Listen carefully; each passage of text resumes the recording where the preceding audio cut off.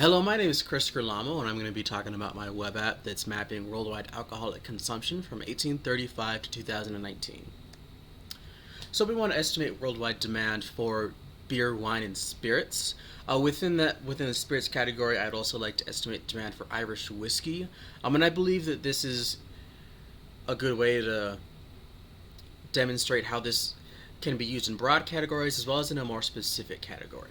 This web app is going to be useful as a stepping stone for further analysis to garner interest in areas that show specific trends, and also for genuine curiosity. The target audience for this web app is investors in alcoholic production and distribution, researchers in alcohol demand, consumption, and related topics, as well as general alcohol enthusiasts. So why are we measuring consumption? It's a good measure of demand. We also use import as a good substitute because internationally when a country's demand lowers, exporters don't make less, they just sell to someone else. So it's important to reach markets first also when trying to penetrate the market quickly. So we want to get into markets when the consumption is low but it's growing. We don't want to get in when it's just low or when consumption is high. So we're using a Chloroplast map to map this out. Some of the benefits of it are that it can be visually assessed very quickly. It's also applicable at any scale. I think that's important because our map is also meant for just general enthusiasts and not necessarily experts as well as experts. Some of the disadvantages of a Chloroplast map are that it applies a constant density over an entire boundary, so if one city is creating the entire demand, the whole boundary will be shown as it. Since this is just going to be an initial step in just kind of finding countries that might be interesting, I don't think that's going to be big enough to not do it. And also it can be difficult to visualize over longer times because boundaries change, and because we're using a worldwide scale, I don't think that's going to affect us very much. So now we're going to go over to the web app.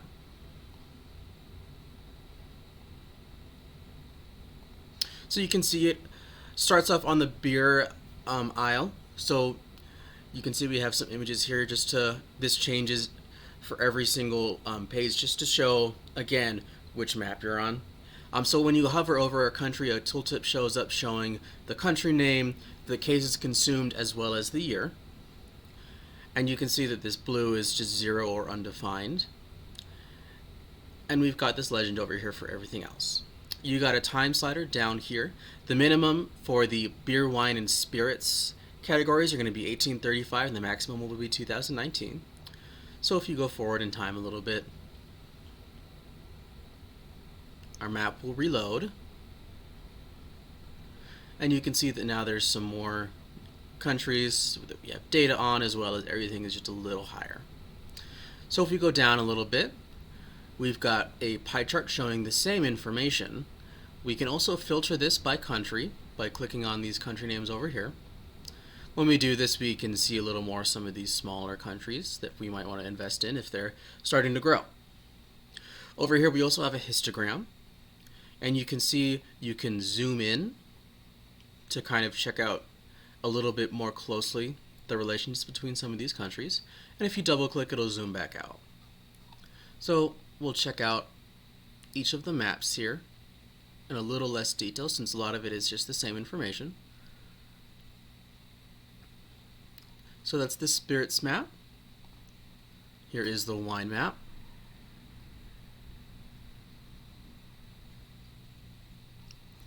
And then for whiskey, we have 3 categories of quality: standard, premium, and ultra premium. And so you can see you can go from 1990 to 2016. And it has the same thing up here as well as the same pie chart and histogram. And so we'll go through standard, premium, and ultra premium.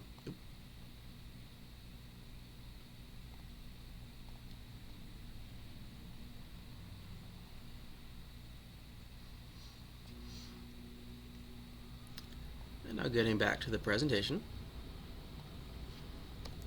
So for future projects, I would like to, the time slider does not currently work in Google Chrome or Microsoft Edge.